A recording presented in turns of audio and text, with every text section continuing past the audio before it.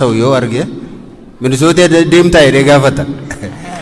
Maaliif namni hundumtuu as qajeela. Sabboononni as jiru, qabsoo Oromoo namoonni gargaaran as jiru, namoonni Oromoof quuqaman hedduminaan as jiru. Biyyi kun akkuma biyya keenya lammaffaatti ilaallaa akkuma maqaa keessanii kaayyattanitti. Kanaaf isin gidduutti argamuu keenya baay'een gammada, gara kootiin baay'een gammada. Har'a kanas jirruufi akkuma imala keenya mata dureessa duraan beeksisaa turretti imalli keenya imala galatoomaa jedhamee waamama. Yeroo nuti mana hidhaa turre nu qofa osoo hin taane Oromoonni marti baay'inaan kumaatamaan lakkaawaman goosaan mana hidhaa turan baay'ee nu birmattaniitu, qaamaan nu wajjin turtaniitu, alabaatanii haala qilleensa mijaawaa hin taane keessatti hiriira ba'aa turtanii, maallaqa keessanii nu bira dhaabbattanii jirtu. Maatii keenya bilbiltanii iyyaafachaa turtanii. Kana waan hundumaatiin qalbiidhaanis waan nu waliin turtaniif uummata kana bira ga'anii galatoomaa jechuun barbaachisaadha jennee bakka kanatti argamneerra. Kanaatiif waan gochaa turtan hundumaaf galatoomaa isiniin jechuu barbaada. Biyya keessatti carraa akkanaan arganne, biyya keessatti namoota nu wajjiniin dhaabbachaa turan, mana hidhaatti dhufanii nu dubbisaa turan, kiloomeetira hedduu deemanii halkaniin deemaa bulanii kan dhufaa turan, kan uffata huccuu bitanii achitti nutti uffisaa turan, rakkoo keenya hundumaa sodaa sana keessa bahanii mo'atanii dhufanii kan nu waliin qooddataa turan akka keessan kana bira dhaabbannee galatoomaattiin jechuu hin dandeenye. Maaliif haalli biyya keenya keessa jiru bilisummaadhaan akka kanatti ta'anii haasa'uu dhiisaati nama 3-4 ta'anii wal ga'anii akka Oromootti wajjiniin mari'achuun illee haga har'aatti hin danda'amu. Dhugaan nuti keessa jirru biyya keenya keessatti kanadha.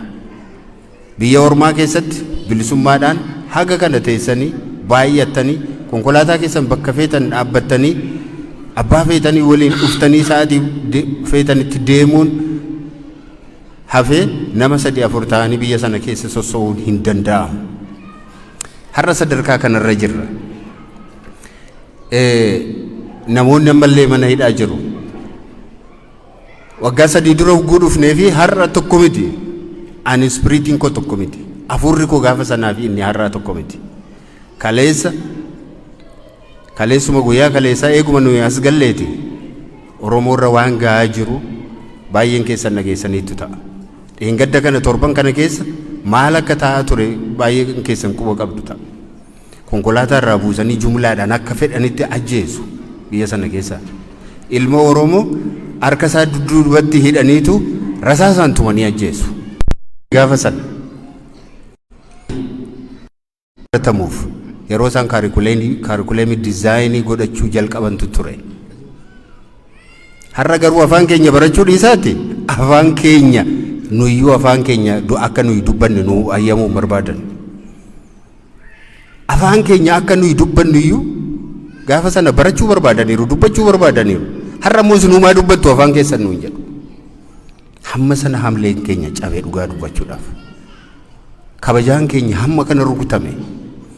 Ormi kaleessa nu sodaatu har'a miidiyaatti bahee akka garaa isaatiitti waan barbaade nuun jedhee nutti dubbatee fayyaadhaan naqee rafee bula. Ijoolleen Oromoo gaafa sana qabsoo kana finiinsitee nuunis nu abdachiiftee mootummaa amma jiru kanas immoo jijjiirama jettee itti kennitee deebite.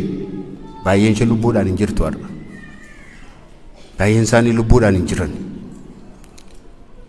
Isaan kan mana hidhaa jiru. Isaan kan utuu biyyaa ba'anii utuu baqatanii galaana keessatti gammoojjii keessatti dhumaniiru. Isaan kan immoo rasaasuma mootummaa kanaatiin dhumaniiru. Warri hafe immoo mataa isaanii buufatanii dhokachaa as jechaa achi jechaa baqachaa akka bineensaa biyya isaanii keessatti rifachaa jiraachaa jiru. Kun dhugaa har'a keessa jirudha. Kana dhoksuun hin danda'amu.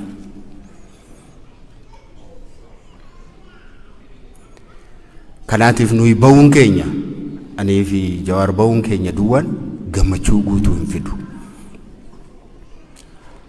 Hooggantoonni adda bilisummaa Oromoo akka jiranitti guutummaan isaanii mana hidhaa jiru. Yeroo hidhaman iyyuu jechuudha. Bakka aniif Jawaar itti hidhamneef bakka warri isaan itti hidhaman illee garaagara ture dhugaa isaa dubbanneef. Isaanin gammoojjii keessa olii gadi naannessu bakka itti jijjiiru akka namni hin dubbisne godhu akka galaan isaan hin dhaqqabne godhu akka isaan yaalii hin arganne godhu rakkoo guddaa darara guddaatu irra ga'ee jira. Ammallee rakkoon sun dararri sun isaan irra jira. Yeroo meeqa mana murteeti haga haa lakkifaman jedhee abbaan murtee yeroo gadi lakkisu deebisanii immoo qabanii yeroo poolisiin tokko gadhiisu poolisii biraan immoo qabee fudhatee deema butee. Kana keessa jirra dhiiroo har'a. Kanaaf anaaf yeroo gammachuu miti. Isiniif illee yeroo gammachuu ta'uu hin danda'u.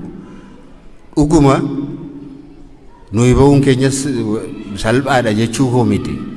Haa ta'u iyyuu malee guutuu ta'uu hin danda'u. Qabsoon keessan itti fufuu qaba. Hiriirri keessan kaleessaa itti fufuu qaba. Gargaarsi keessan kaleessaa gargaarsi isin kaleessa gochaa turtan dhaabbachuu hin qabu. Hogganoonni Oromoo anaaf Jawaar duwwaa miti. Dhuguma namoonni tokko tokko nu wajjiniin ba'aniiru. Hamzaa Booranaa fi Dajanee Xaafaa nu waliin dhufuuf turani qaama imala kanaa ta'anii haa ta'u iyyuu malee sababii viizaa argachuu hin dandeenyeef biyya keessatti hafaniiru. Garuu nagaa keenyaa fi galata keenya uummata biraan nuu gahii jedhanii amma daqiiqaa muraasa dura naa bilbilanii turanii galata isaanii fudhadhaa. Isaanis silaatii qaamaan nu gidduutti argamu turanii sababii kanaaf hin argamin waan hafaniif jechuudha. Egaa akkamittiin deemnee mootummaan kun akkamittiin haala kanarra akka inni ga'e isin ibsuu nu barbaachisu. Abdiin keenya akkamittiin akka nyaatame akkamittiin booddee akka deebine dhuguma akkuma sila Jawaar dubbate waggaa 50 dura bakka turreerra hin turre 2018 baay'ee deemnee turre baay'ee abdannee turre baay'ee jabaannee turre ulfina sargannee turre waggaa lamaan kana immoo hagama akka booddeetti deebine akkuma amma dubbanneedha jechuudha. Kanaatiif qeerroon kaleessa akka intarhaamuutti yeroo inni lakkaa'ame akka sanyii duguugduutti lakkaa'ame galati silaati galata galfachuun nurra ture galata sanas dhabe hojiis dhabe barumsas dhabe ulfinas dhabe deebi'aa akka hattuutti akka shiftaatti ilaalame kanarra geenye inni jiraachuu dadhabe immoo deebi'ee waraanatti deebi'e lolachaa jira har'as mana isaa keessa jiraachuu hin dandeenye biyya isaa keessa jiraachuu hin dandeenye barachuu hin dandeenye qotee jiraachuu hin dandeenye hojii hojjechuu hin dandeenye kanaatiif waa inni gochuu danda'u bosona dhaquudha. Maadhaxxe namitti hin jedhu hin jiru dhiibamee dhaqe waan godhuu dhabe maal godha namni yoo manni isaa gubate fakkeenyaaf kanumti nu wajjin mana hidhaa ture kan nuti beennu nama baay'eetu jira. Abbaan hidhame ilmi hidhame kan wajjin turan gaafa mana hidhaatii ba'anii abbaasin hidhu deebisanii amammoo ilma hidhu hojiidhaa hin ari'u gaafa waan godhan dhaban dhufanii nagaa nutti dhaamanii nuyi hin deemne hidhaas hin dadhabne lafa jiraan nus hin qabnu mana isaanii irratti gubannu warratti. Amma nama kana maa bosona dhatte namitti hin jedhu jira attamittiin jechuu danda'a. Eessa haa jiraatu eessa haa dhaqu eega jiraachuu dadhabe maal gochuu qaba? Taa'ee du'urra lolatee yoo du'e namicha kanatti murteessuun hin danda'amu.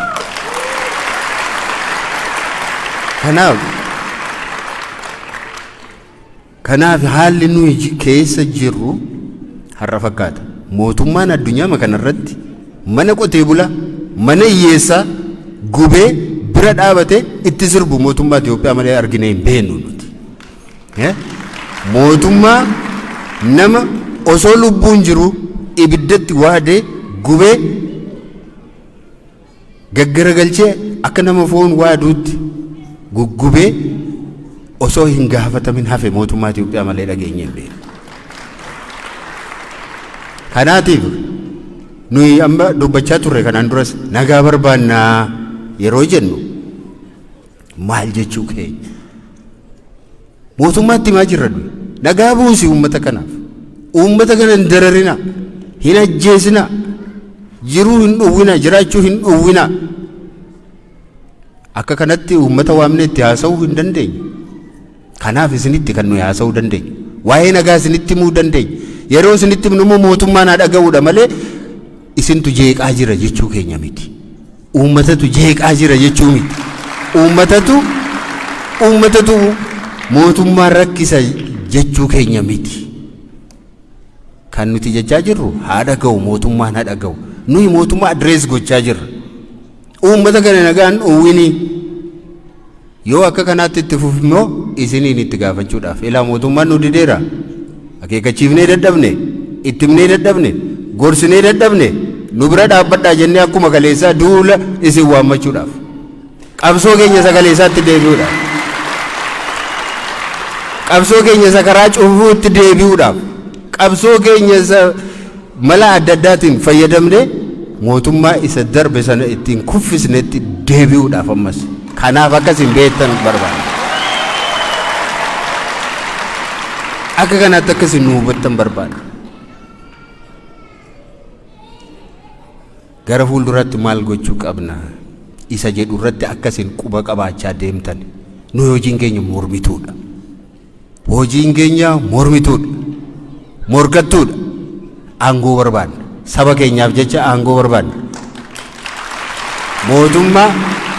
mootummaa Oromoo ijaaruu barbaadne amma Jawaar dubbateera mootummaa mataa keenya kan Oromootiin hoogganamu kan risoorsii Oromoo tiksu kan biyya Oromoo tiksu kan nagaa Oromoo tiksu kan daangaa Oromoo tiksu kan akkasii ijaaruu barbaadna mootummaa butute impaayera butute jala barcuma qabuudhaaf miti gaafaa'uun kan ijaarame kanamni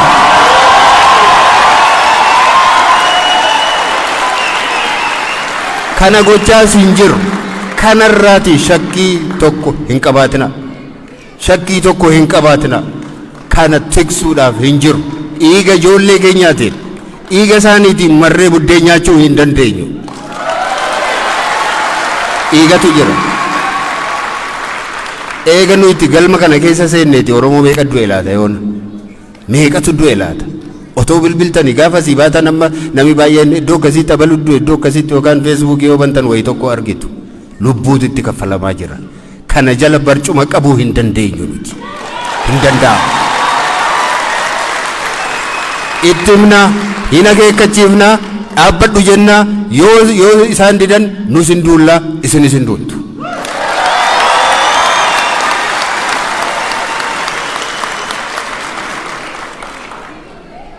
kanaaf dhiiroo waa'ee eenyummaa keenyaallee deebisnee dubbachuu dadhabne yoo eenyummaa keenya waa'ee Oromoos haa ta'u waa'ee saba biraas haa ta'u waa'ee afaan keenyaas yoo dubbanne akka xiqqummaatti lakkaa'ame deebi'e xiqqoo taatan gandatti galtan gadi irrattan akkas taatan jedha nuyi kana fudhachuudhaaf hin jirru nuyi kaleessas gaafa ijaaramne waan ittiin ijaaramne jalqaba mataa keenyaa maqaa keenyaatti jalqabee beekamaadha kanas jala mureessuun itti himuun barbaada nuti koongireesii federaalawaa Oromoo jedhamnee waamamna dhaabbi keenya har'a toon taane gaafuma jalqabee mala qabsoo isaatiis lafa kaawatee jira garamitti akka deemus lafa kaawateeti jira jechuudha akka baay'ina keenyaatti akka teessuma keenyaatti akka risoorsii keenyaatti ofii keenya bulfachuu danda'u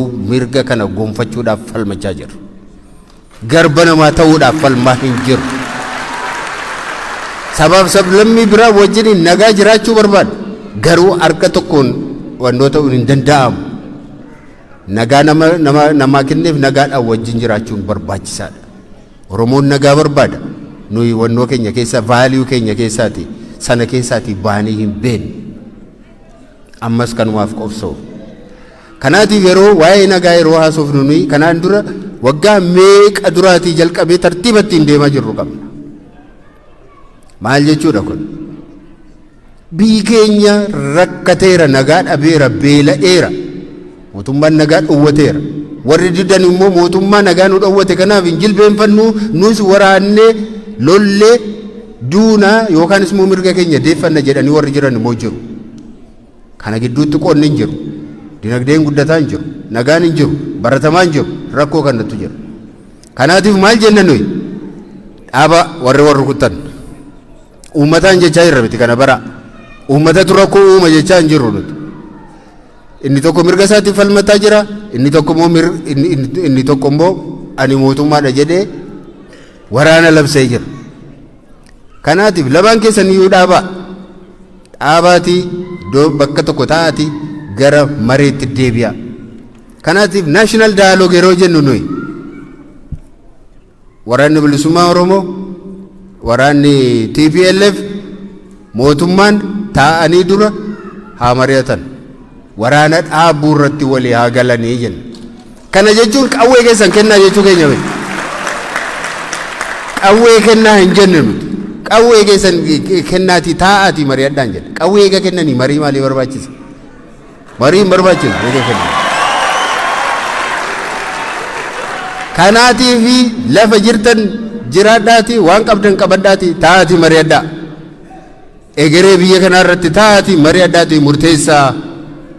Hin baasu TPLF wajjin waltumanii daaraa wal godhanii wal mo'uu dadhabanii tomma deebi'anii taa'uudhaaf jedhu. Mootummaan immoo TPLF wajjin nanaasaa garuu waraana bilisummaa Oromoo wajjin ni naasa'uu jechaa jira. Nummoo maal jenna? Haasa'uun dirqama.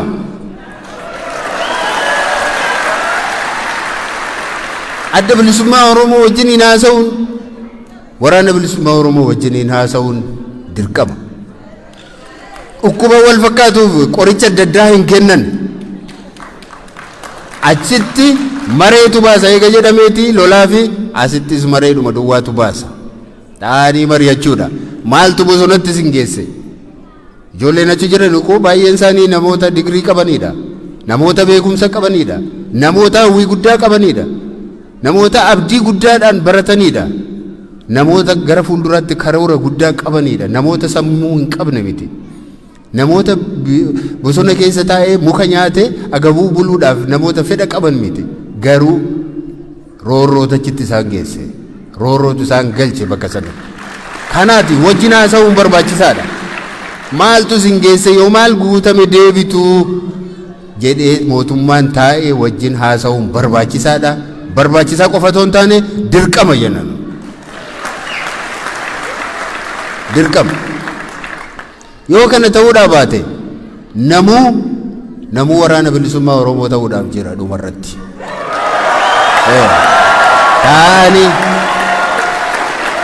Taa'anii wajjin haasa'uun barbaachisaadha. Nagaan akka bu'u yoo barbaade mootummaan akkuma TPLF wajjiniin haasa'uu jalqabe yookaan karoorfatee jiru waraana bilisummaa Oromoo wajjinis taa'ee gaaffii isaanii keessummeessuun dirqama isa jedhu kaasuu barbaanna jechuudha. Kanaatiif yeroo qabsaa'ota yeroo tokko akka gaariitti utoo hubannee gaariidha. Namuu akka itti gara qabsootti dhufe qaba. Namuu akka itti gara qabsootti dhufe qaba. Akkuma dammaqetti dhufa namuu. Akkuma dammaqetti gatii baasaa dhufe hundumtu. Namni gatii hin baasin iddoo kana ga'e hin jiru. Namni dhiiga ilmaan isaatiin dhiiga obbolaa isaatiin utuu du'aa jiru utuu ajjeefamaa jiru utuu dararamaa jiru biyyaa bahu utoo biyyaa bahaa jiru karaa wajjiniin taa'ee araaramuu kan barbaadus hin jiru. Araaramiti amma taa'anii haasaanii waan walii kennanii waan walii fudhatan walirraa fudhachuudha. Haqa walii deebisuudha amma. Haqa walii deebisuu barbaachisa jechuudha. Kanaaf qabsoon keenya kana fakkaatti. Kaafaawwan yeroo nuti mana hidhaa turre paartiin keenya akka danda'e hojii hojjechaa turre. Achiisa baane akkuma Jawaar dubbate paartii keenya Oromoo fakkeessuu ture yaadi keenya. Oromoo fakkeessu. Bifa kamiin iyyuu Oromoo waan fakkaatu. Gaafuma laalan kun paartii Oromooti akka jedhamutti san ijaaruudhaaf yaalii guddaa goone milkoofneerra mooti. Paartiin keenyaarra paartii Oromoo fakkaatu bifa kamiin illee qeequun hin danda'amu dhugaa isaa dubbanne. Maaliif hojjechuu maal hojjechaa turtan isa jenna sanarratti biizii taane isa achii kaane immoo dhufnee isin dubbifnee isin galatoonfannee humnaan isinii waliin eega mari'anneen booda hojii keenyatti galuudhaaf dhufne. Kana nu hubadhaa. Hin turtanii hojjettanii hin fudhanna. Eega baatanii hin turtanii kana gochuu diddanii hojjettanii dhuguma hin fudhanna. Utuu namni du'aa jiru utuu namni akka kana dararamaa jiru xiqqoo miila keenya harkisuun keenya noolle dhugaadha. Isa hin fudhanna. Wanti nuti darbatamu tokko abdiin waan nurra tureef akka ta'e nan beekaan. Akka kanatti hin fudhanna. Abdiin waan nurra tureef. Akka abdii sanaatti immoo akka abdatamne sanaatti immoo saffisa sanaan sababii deemuu dadhabneef yoo nu komattan maa nu komattanii hin jennu. Yoo nu loltan maa nu loltan hin jennu. Yoo jettanis nuyi qabsoo keenya hin dhiifnu. Eewufiyyuu jennee manaa hin baane. Gabrummaa hin barbaannu nuyi akka dhuunfaattis taanaan. Waanjoo hin barbaannu. Kana jala mureen isinitti himu. Waanjoo ormaa hin barbaannu nuti. Kanaafi ammas nu bira dhaabbadhaa. Nuyi qabsoomatti jirra. Araaratti hin jiru. Barcuma nama jalatti qabuus hin jiru. Kana siyyaan. Kana gochuus hin dandeenyu. Utuu nuyi kana barbaanne akkamitti nu dhiiftu sin? Akkamitti nu dhiisuu dandeessu sin? Dhiiga namaati kun utuu sin nu dhiiftanii Rabbiin nu dhiisu kan. Rabbiin nu dhiisu. Hin danda'amu. Kanaaf ammas wal abdanna wal amanna wajjiniin haa sochoonu. Gaafa nuyi karaarraa jallanne gaafa nu eeddanii nu dhabdanii eessa jirtan isinii maal taatanii kummaa badee kummaa karaarraa jallateedhaa nu gaafadhaa. Nu gaafadhaa eenyuun iyyuu sodaatina. Maal taate ati maal rakkoon kee jedhaati nu gaafadhaa. Garuu nu obsaa amma hojiimatti jirra ittuma jirra hamma asii deebinutti nu obsaa. Kanumaan jechuu barbaada. Gaaffii fi deebiin gara booddeetti yoo jiraate keessummeessina. Baay'ee isin jaallanna Waaqayyo isin haa eebbisu. Galatoomaan isin jechuu barbaada.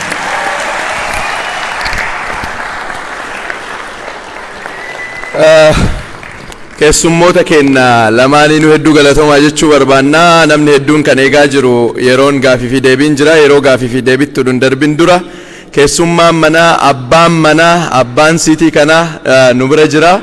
The mayor of Minneapolis, Mayor Jacob Frey, is here. I would like to invite him to the stage to say a few words to the guests and to all Oromo communities gathered over here to celebrate the welcoming.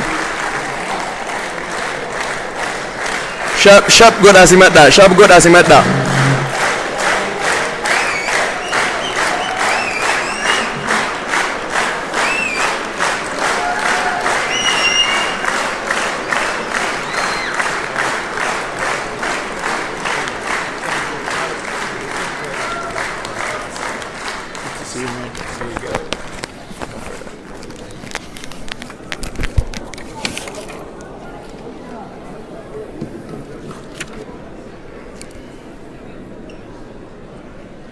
Jurtu Oromo! Jurtu Oromo! Jurtu Minneapolis! Jurtu Minneapolis!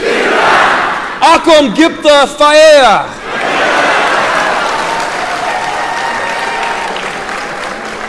Ani Jacob Frey, Mayor of Minneapolis. Galatoma. Thank you so much, everyone, for being here tonight. It is an honor to be present with you. Baga Nagan Dufda.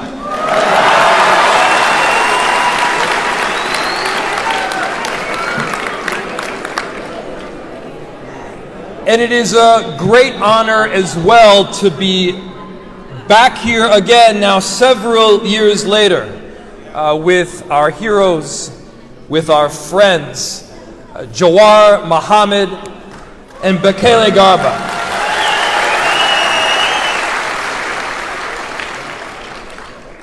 I have to say, you look younger even than the last time that I saw you. Somehow the time away has been good for your weight and your skin.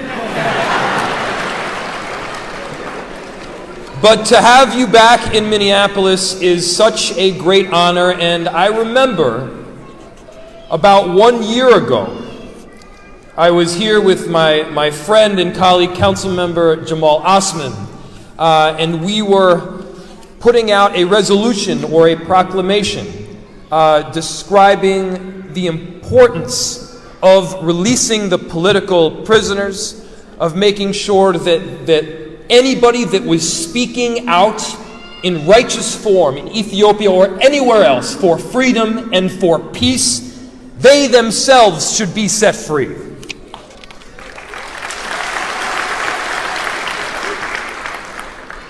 That was just 1 year ago, where the Council unanimously passed that resolution where we stood against violence sponsored by the state, that we stood for access to unimpeded humanitarian aid that we need throughout the world, that we had restoration of communications services in Oromia, in Tigray, the release of all political prisoners. And of course, we were asking for an independent investigation into the crimes perpetrated by the Ethiopian government for free and fair elections, and making sure that anybody could participate. These are the underlying democratic principles that we stand for here in Minneapolis, and we are so proud to be standing for those principles with each and every one of you.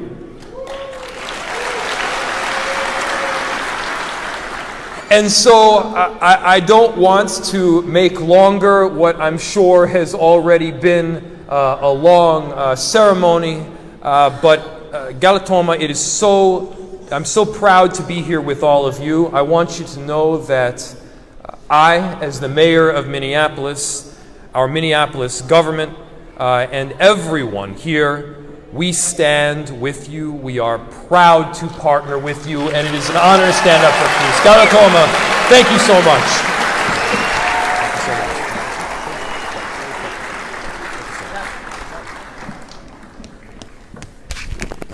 Thank you. Thank you so much, Mayor Jacob Fry. Can you please just welcome Jacob Fry?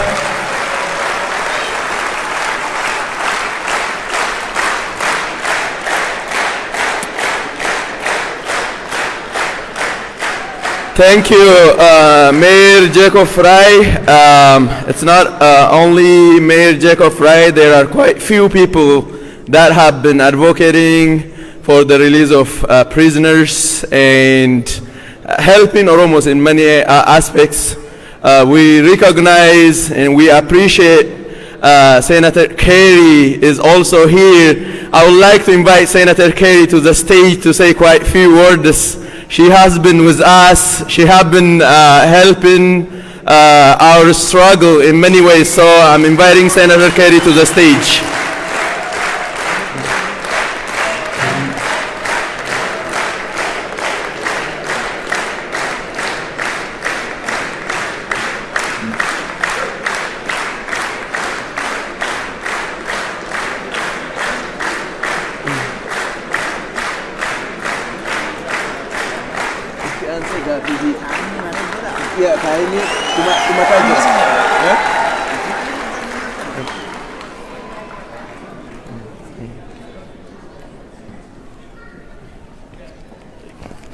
Hello, everyone. Did I have that right? I'm going to try to get this right. And I'm looking at Senator Hoffman down there. Is it Gertu? Gertu. Gertu. Gertu. Gertu. Thank you. It's such an honor to be here with you all. Thank you, Senator Hoffman. And it was such a privilege to be there last night. Senator Hoffman and I have been working with this whole entire community, Tashidi, Dr. Opsa, and everybody to get you back home and to get you free. And so being out there on those hot days and seeing mothers cry because of what was going on back in Ethiopia, we are here to tell you we stand with you. We stand for peace. We stand for democracy, and we will continue to be with you so that everyone is free and everyone on this planet is free. So thank you very much for being here. Thank you for letting me join you, and thank you. So glad you are home.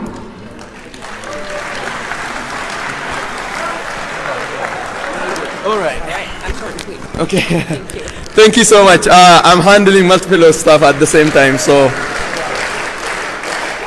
thank you, Senator Kerry. Thank you for standing with Oromos. Next, itti aansee sa'aatiin mana kana keessa ari'amuudhaaf daqiiqaa I think 25-30 nu hafe gaafiif deebii godhuudhaaf itti aansuudhaaf jirra. Garuu nama tokkotu nadhiisu yoo asii bahi namoota nadhiifne lamaantu jira. Lamaan san keessa yookaan tokko dubbisee lamaan dubbisee san isintu murteessaa. Daqiiqaa tokko qofa as dhufee jirtu Oromoo qofa jedhee daqiiqaa takkitti dubbatee akka bu'u yeroon geessee gara naaf feera. Yeroon geessee.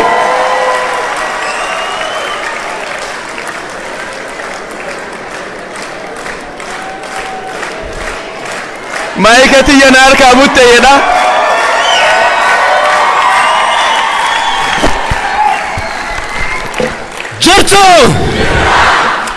Jirtu Minnesota baga jiraattanii hundaa ol waan gootan hundaaf waliin dhaabbattanii tokkummaan osoo qorra aduu roobaa fi fixeensa hin jedhin dubartiin ulfaa tempereechara digirii seelshiyees digirii faranaayitii 111 keessa DC keessa dhaabattanii hijaaba uffatanii osoo aduun isin tumtu osoo dafqi isin irraa xururamu urga guyyaa hacceen warkaa nyaatan irraa kaatanii hayyoota keenyaaf warri sagalee taatanii hedduu galatoomaa baga gammaddanii. Dhugaa dubbachuuf dargaggeessa yeroo nuti asitti sagalee taanu asii Oromiyaa wajji ture hanga Jawaar hidhaa ba'utti mana kiyyattiin galu jedhee hangarraa Ameerikaa keessa Itoophiyaa keessa ture mee hamilee nu dhayaa nu wajjin jira mee takkatu wallaa ka'ii leenca akkasii qabna. Galatoomi hundaa ol rabbiin guddaan dhageeffadhaa Oromoo yoo tokko taane wanti nuti hin goone hin jiru. Yoo isaan biyya hojjetani nuti Oromoon biyya alaa jiru sagalee saba keenyaaf ta'u deebi'aa waadaa galaa. Yaa Rabbi tokkocha ani galanni waan biraa hin godhu waan biraallee hin jedhu sagalee na wajjin ta'uudhaaf Jamaal na wajjin hin hafne bashannantuu ni beeytaniimi mee takka hamilee isaaniif kennaa. Dhugaa dubbachuuf kana waliin dubbadhu sa'aatii gaafiif deebii dheeraa barbaaddanii akkuma keessan Jawaariin akkuma keessan ani isin agarree amma argaa jira isin wajjin asirratti. Isin booda wanti kophatti nuti agarru gammachuun nuti kophatti qabu yookiin yeroon geesseen kophatti qabu hin jiru jechuudhaafi hayyama yoo ta'e haagii Jawaariin barbaada. Ulfaadhaa. Jamal Kote, Jamal.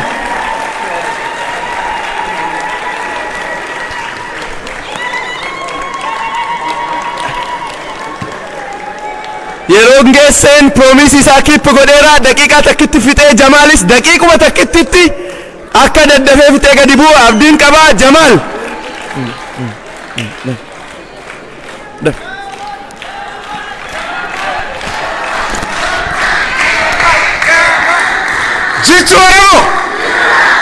jirtuun Hacaaluu Hundeessaan nu yaadachiifti zalaalam ilaa hanga jiraanyutti waa hundi dura galata rabbiif galchina rabbiif galanni haa ga'u.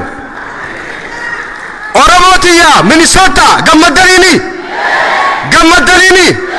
baga rabbiin nu gammachiise gammachuu walitti nu haa dhaabuunja dhugaa gammachuudhaaf waan hin dubbadhu hin beeku har'a waa hunda dura rabbiif eegaan galata galfadhe baga rabbiin nagayaan hidhaa keessaa fi du'arraa isin baaseen jaan obboleeyyan keenya hayyoota keenya Juhaar Mahammadii fi Baqqala Garbaa akkasumatti kanneen hidhaa hafanis hidhaarraa rabbiin waa baasuun jaa obboleeyyan kiyya kanneen gaafa aduu jabduu san isin cufti warri as keessa jirtan tokko nu jala hafeen beeku Minnesota tana keessa kan covid namni guyyatti kumni meeqaan tamluuf dhumu kan abaaboon teenya nu biraa dhumtu isaani jecha ilmaan keenya mana dhiifne yeroo namni guyyatti nu biraa dhumu hiriira ba'aa turre haga warri biyya tanaa maaliin sodaatanii uummanni kun hunduu takka nuti immoo waan nuti jiru jiraa jechuu gootawwan keenya kanaatu hidhaa jira gootawwan keenyaan dhumaa ture dinqisiifee abbaayyan kiyya dinqisiifee gaafa aduu jabduu san hiriira ba'aa turre osoon qaanfatin osoon sodaatin waa takkallee kabajaa gootawwan keenyaaf qabnu hangana jeen ibsu danda'u yeroo waan hin qabneef haganuma jeetin irraa bu'aa waan na dhageeffattaniif galatoomaa akkasumatti waan qabxii takka tanin jechuu barbaadu our senator John Hoffman for a long time he fight for us. I want to say thank you very much. hedduu galatooma asitti ka argaa jirtan bashannantu egaa namni hin beekne hin jiru pirezidantii ooyaas turte amma immoo itti aanaa pirezidantii waldaa koominiitii oromootis isinis akkasuma daqiiqa takkitti waa jettee gara gaafii fi deebiitti itti aansina. Galatooma Oromoo jirtu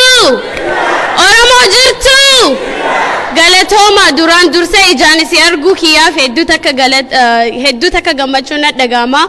Akkasumas Jawaar Mohammed yeroon jalqaba ani ilaalaa guddadhe TV irraa ka'e 2014 gaafa Oromoo First jechuu ture san middle schoolin barachuu ture ooyaa keessa turre ooyarraa performance goone akkasumas Minnesotatti carraa argannee galle alhamdulillah rabbil alamin biyya kana guddadhe afaan Oromoo dubbadhe haga dhummaa qabsoon itti fufaa qabsaan ni kufaa jedhanii qabsaawwan ni kufaa qabsoon itti fufaa gabrummaa hiddaan buqqisna yoo dadhabne ilmoo itti guddisnaa jedhame garuu ilmaan ittiin guddisu'an akka qeerrootitti akka qarreetitti ilmaan teenne itti hin guddisnu itti nu guddistan lafaa kaane humna isinii taana ija isinii taana isin duuba jirra nuuf jabaadha nuuf jiraadha baga lubbuun nu jiraattan galatooma. hedduu galatoomii itti aansuun Ustaaz Naasir Hamzaa garan affeeruun gaafii fi deebii akka carraa kennuudhaaf keessummoota wajjin garana nu dhufu keessummoota nu makamu Ustaaz Naasir Hamzaa garan affeera carraa gaafiif deebii ka isinii kennu isaanii gaa'idis ka isinii godhu Ustaaz Naasir Hamzaati.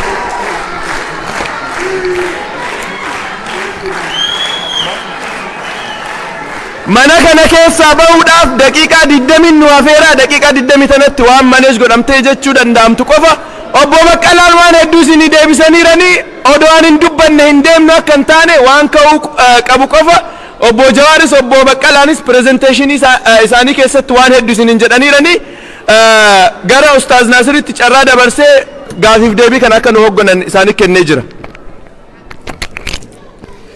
Bismillah alhamdulillah والصلاة والسلام على رسول الله وعلى آله ومن والاه وبعد السلام عليكم ورحمة الله وبركاته بقي أنجر السلام عليكم ورحمة الله وبركاته الحمد لله فارون قلني خر ربي سبحانه وتعالى تكو أرقني تقمني وبليان كن يكاكليس نبرا كفنيس كاكليس مكين الرا buufamanii ajjeefamaniis yaadachaa ammallee keessattuu qaama adda bilisummaa Oromoo kan harkarraa 99 kan mana hidhaa keessa jiru yaadachaa ammallee duraan dursee maqaa rabbii 99 ummata keenya kan nurraa kufe hundaaf rabbi subhaanahu wa ta'ala warra haqarratti kufeef rabbi dil isaanii hadiisu rabbi araaramuuf ربي جنتها خنوف خنجرو ربي مدأسانها فيسو ربي بيئسان الرت ورى نجيان جرات ربنا هاقول جرانا واتكن صداتنا واني قافة شاجرو مرقنا ماتي ميتي حق أنا ماتي ميتي حق أكين وربي نوخني وربي أممان نوخني خنوافو بل إنان قيان خنا أولغم منو قيا أرومو في أروميان إبادين بات بلساتاتي بلسوما إسيهان أرفاتي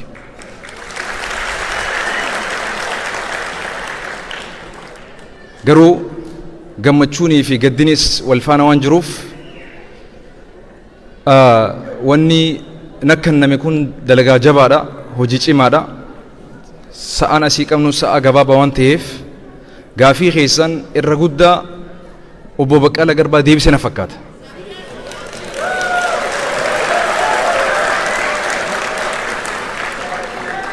Yoogaa ammallee nutti haftee jettan Jawaarilleen ibsee jira. Takkarra lamarra Jarmaniitti Firaansiitti mammaakni sun badaadha malee wanni gargar yoo ofitti haadhan waan biraa namatti baasa. Kanaafuu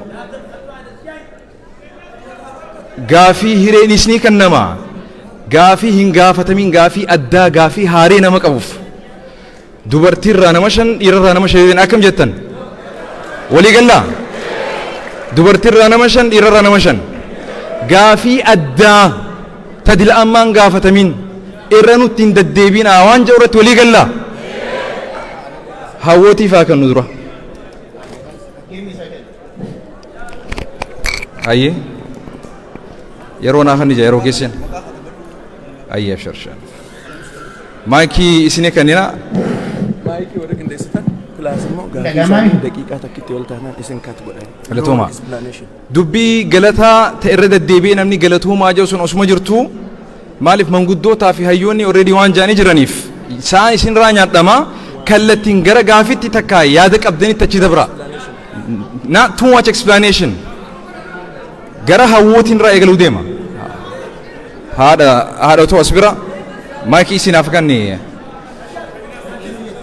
haadha teenya haadha dhiiraa tanaaf dura hawwootan finneeti dhiira dabare inshallah. Seera jedhamee daqiiqaa tokko jedhamee namni hundinuu daqiiqaa tokko yoo dabarsitan dhiifama hojiin sa'aatii waan hin qabneef maayikii isin harkaa fuudhaa narra ilaalina.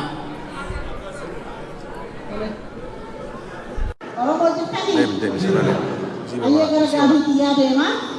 Obbo Jawaar Mohammadii fi obbo Baqqalaa Garbaa baga nagaan nuu dhuftanii baga mana cinqaa san keessa illee baatanii baga nuu dhalattan jechuudha. Ani gaafiin kiyya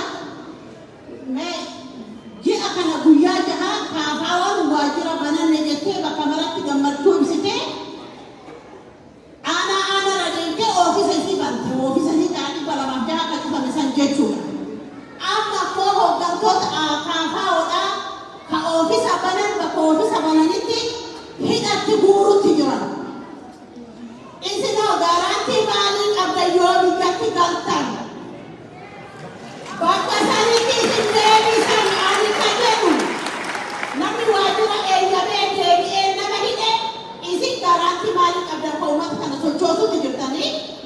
Kanaafuyyuu gaafii kiyya silaa baay'eedha amma daqiiqaa hin qabu galatooma ijoo waan hin gaafatamin waan ta'eef.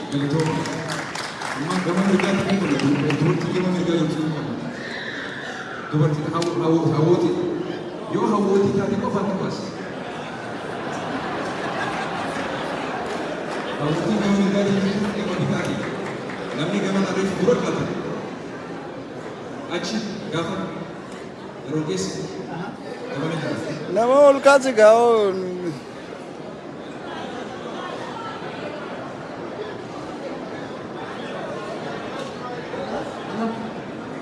Assalamualaikum.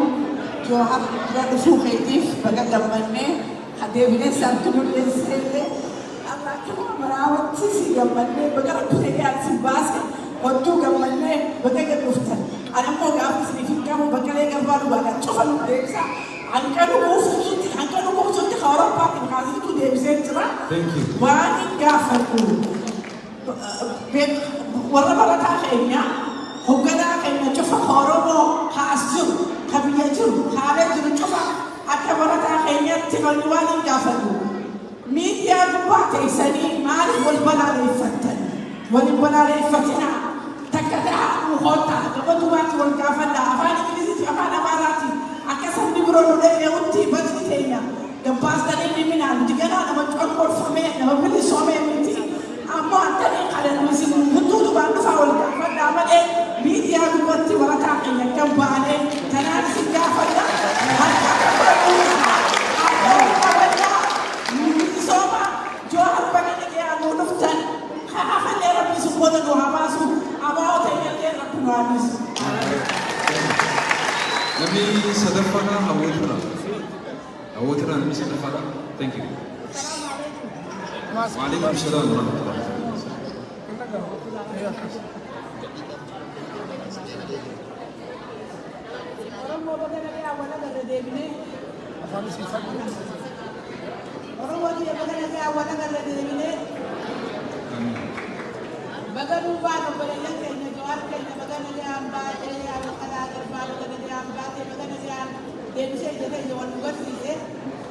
Gabi itu isini kablu, isini bifne, isini bidra kunne, onira kunne, acalu jada dewa gabi tak gaba de, dia gaba tak so de budi nu radwe, nuti abu ham, nakhesi nuti abu, itu lah isini dia jawan isini pakat orang foto mudala kajian le, ibarat sinjak le isini, bagai nanti aruf tadi wana garle, wan isini hujat tadi isini madu bagai ini tuai, isini dia kayak panai isini pakat tu nuga isini tadi, kayak ini isini dia ada itu bagai nanti wana garle.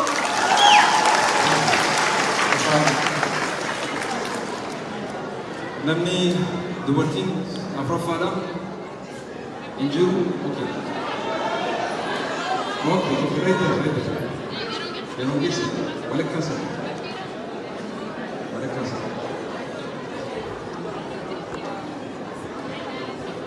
sagalee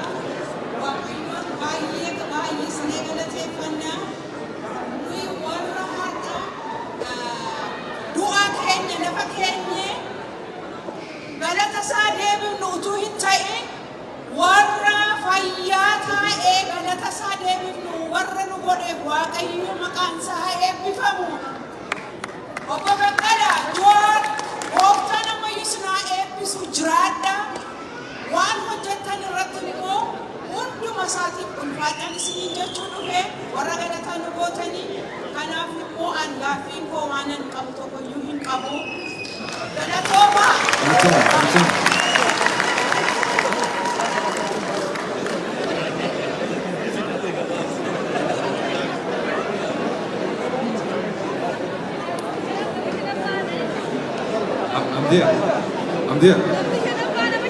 Nama tu tuba si dura bahasa tu.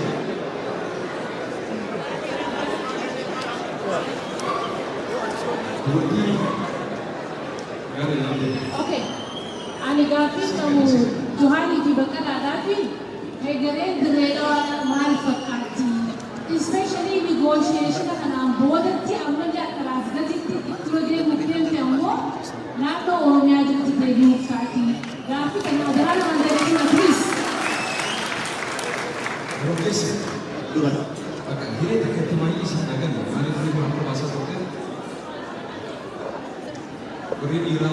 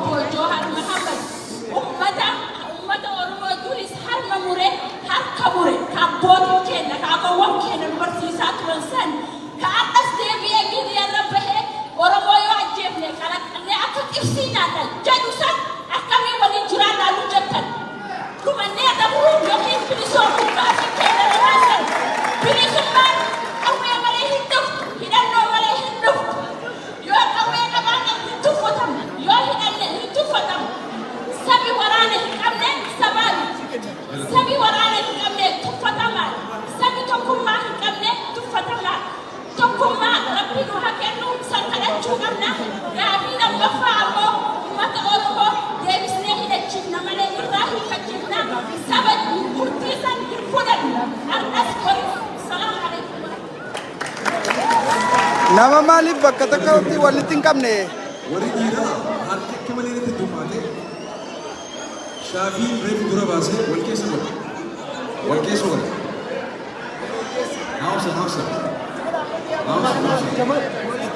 Hausa. Hey.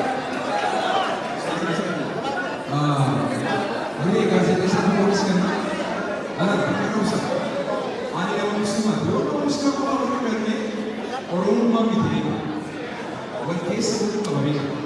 Bakal keessa godhuu qaba. Booda uummata bilisummaatti godhuu qaba kanneen uummata biraa hojii godhanii jechuun kan uummatti cabse. Naa oobsa. Wanni asirra dhaabbannuutu nu wajjin waan itti ofirraa laala. Isin bira inni ibsu barbaadu. Wal keessa godhuu barbaadu. Asii shaakii qaba.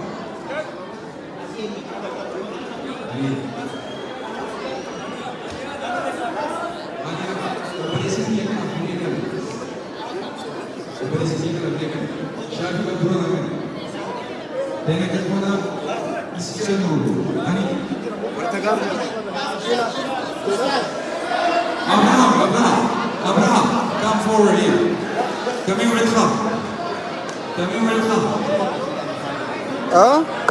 Okay, Shafi, come in. Sheikh Mohammed. Nama Shafi select karo. Sheikh Mohammed asmat. Shafi asmat.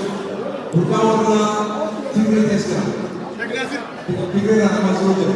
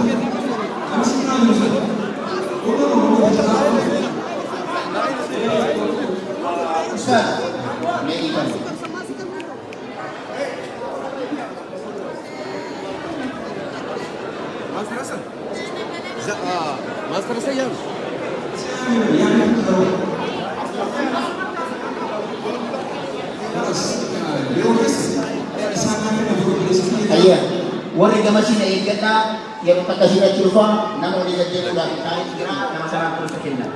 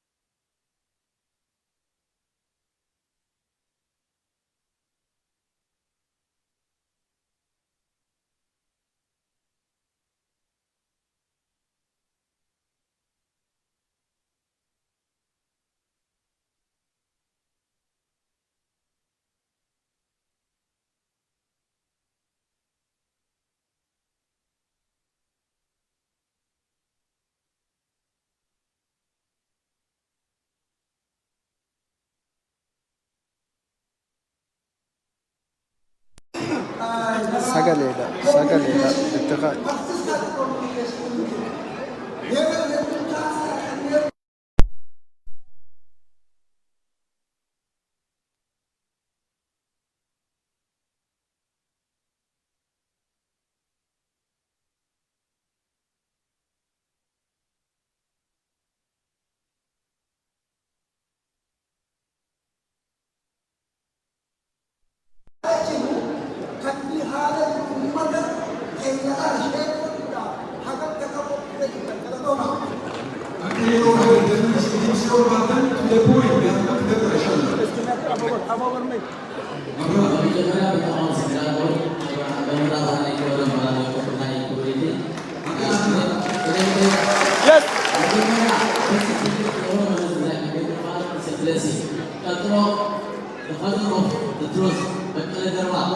Jawab, ini orang macam mana?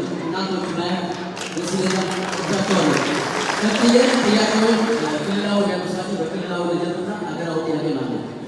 የተከበሩ የፕሮቶኮል በርስ በቀለ ቀጥሎ አሁን በቀለ ደባና ጃዋር በትግራይ ላይ የደረሰው ጂኖሳይድ እርሶ ድርጅታቸው ወደ ስልጣን በመጣ የትግራይ ህዝብ ጂኖሳይድ ብሎ ይቀበሉታል ወይ? ለተቀበሉትስ ለትግራይ የደረሰው የሞት ሳይኮሎጂካል ኪሳራ፣ ውድመት፣ ኢኮኖሚካል ማሳር መሳትና የትግራይ ህዝብ ከዚች በላይ ያገራለሁ ካለ ሪፈረንደም ቢል ያለ ምንም ውጊያ እድል ትፈቅዳላችሁ ማለት ጥያቄ።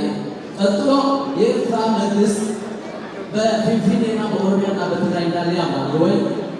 ሶስተኛ የመጨረሻ አትጃዋር በቅርብ ጊዜ ባለባቸው ጥያቄ ኢትዮጵያ እንዳትፈርስ በሚል ስጋት ይመስለኛል የአብይ ደጋፊ የሆነ የኢንላንድ ኦሮሞ ትግራይ ተወላጆች ይህንን ነገር ግልጽ ቢያደርጉልን እና አመሰግናለሁ።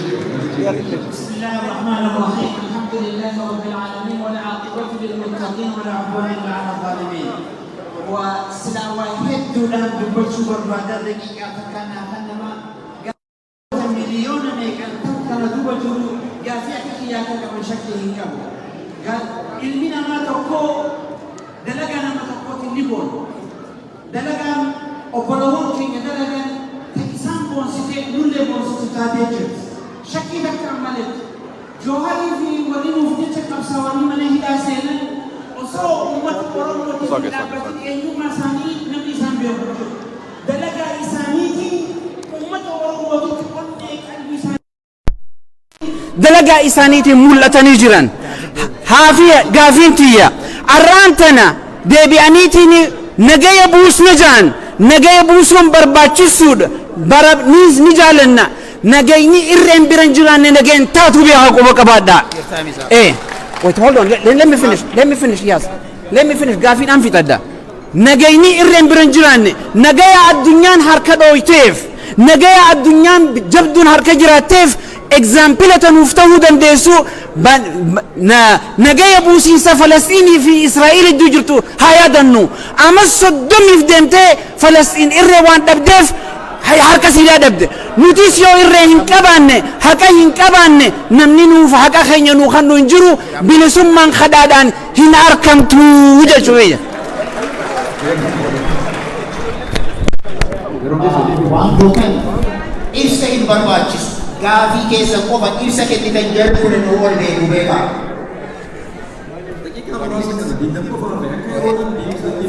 Tole galatooma gaaffii ani gaafadhu gaaffii dhuunfaa koo otoo hin taane gaaffii namoonni kallattii miidiyaadhaan gaafatan gaafadha.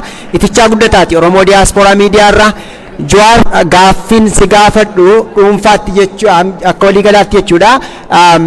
Jalqaba sochiin atitti baay'ee beekamtee Oromoo baay'een si leellise keessaa Oromoo First kan jedhudha.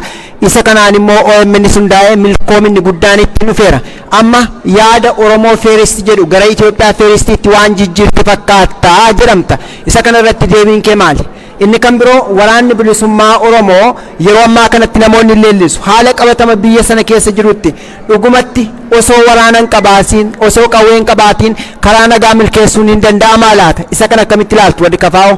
Inni kan biroodha obbo Baqqalee Garbaan amma gaafa dubbatan baay'een isin kabaja barsiisaa kooti haa ta'u garuu waan kaastanitu jira.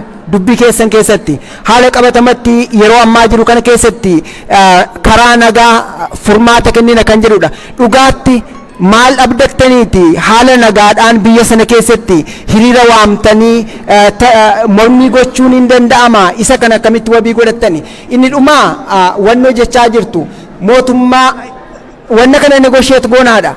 Akkamitti negosheet gochuu dandeessu? Aangoo maalii qabdu? Isinuu hidhamaa turtanii mootummaa faanoo hariiroon qabnu quunnamtii hin qabnu jechaatti jirtu. Haala kamiin immoo dhimma kana negosheet gootanii haala Oromoof Oromiyaan yeroo ammaa kana keessatti keessummaa isaatti fudhachuu dandeenya? Fakkeenyaaf taatee eengadda Gambeellatti mudate kaleessa immoo kan Walloo irratti konkolaataa irraa buusanii namoota akkasitti ciran kana keessatti dhugumatti saba kana levelii jaarmiyaa kafaa'ootti furuun ni danda'ama? Galatooma.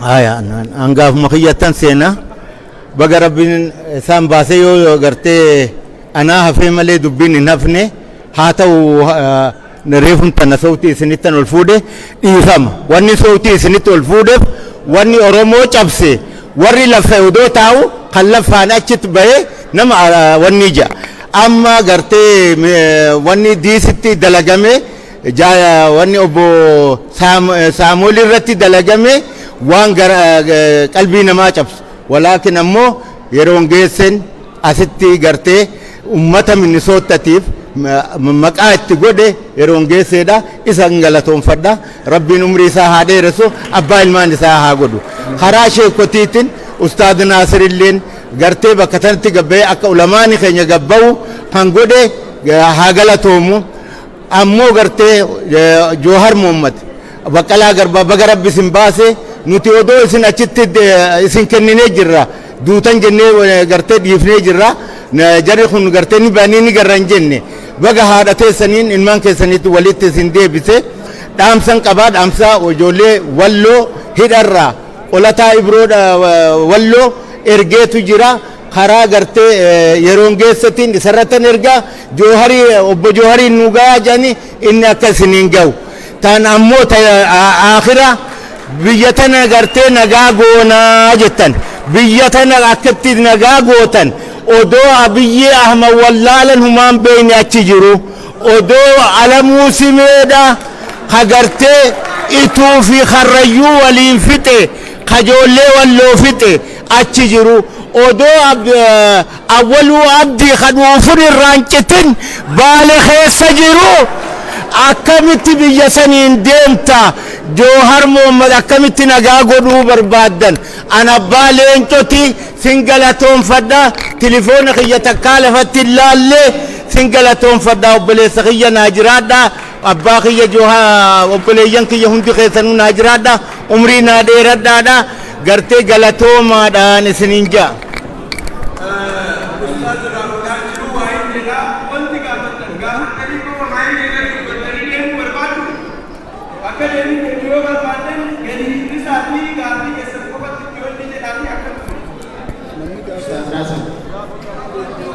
Gaaffii akka isaan jedhani gaaffii uummata walloo kan jedhu already pireesideenta Jawaariin dhaqqabee jira gara keessaatti isaan yaada irratti ni kennu.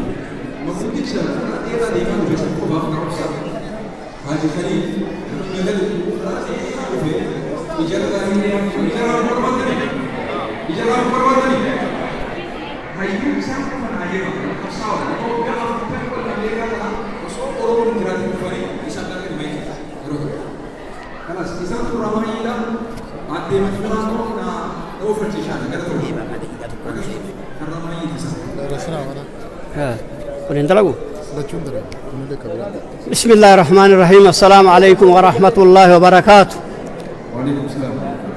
obboleeyyan kiyya Baqqalaa Garbaa fi Joohar Muhammad illee duraan dursootti baga rabbiin lubbuu isin baasee biyya tana isin fidee ahalii keessan kanaan rabbii wal isin agarsiise isin jedha ta lammaffaa namni galatoonfachuu hedu isinitti hin dheeressu wanni galatoonfachuu hedu ijoollee gaafa Joohariin halkan itti duulan dhumnee asitti awwaalamna malee jettiin deemne itti san namni waan isii dubbatu hin jiru ilmaan sun ilmaan teenna ilmaan galata qabdu ilmaan ruuhii nama kanaa baafte ta lammaffaati obboleessi keenna Joohar biyya Awurooppaa keessatti yoo haasa'u godhu jala deemnee dhageeffataa turre waa'ee tokkummaa Itoophiyaa dubbata nu Itoophiyaa jaangurraan illee dhagahuun feenu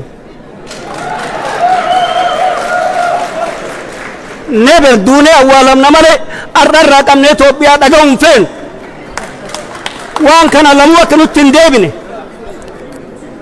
nuti cinaachi keenna gubatee jira nafni keenna cinaan muramee dhumee jira kalee malee guyyaa dhangaddaa banii shaangulitti ilmaan Oromoo waan godhan argu jirtan isin nagaa uumnettan nagaa uumna jedhee Joohar biyyatti gale nagaa dhabee mana hidhaa seene nasbee isaa rabbi baase bagbi nagaa isa deebise yaa obboleeyyan tiyya walin sobnu walin somnu bilis tikko mana egal billa alayk gafa biyyatti galan baqqalaa garbaa waliin wallagga dhaqanii waraana oromoo irraa hiikanii galchan waraanni sun summii nyaachisanii dhume namni waan jara sanii dubbate jira hin jiru arrallee ammootuyyuu waraana oromoo ka dhiiga ufii jiise hidhannoo hidhate diina ofirraa furguggeessaa jiru dura dhaabatanii tokkummaa Itoophiyaa maaliif faarsan haraama alayka wallaahi billaahi tallaahi wallaahi billaahi tallaahi wa rabbal kaaba Itoophiyaa nutti hin faarsinaa lamu salaamu alaykum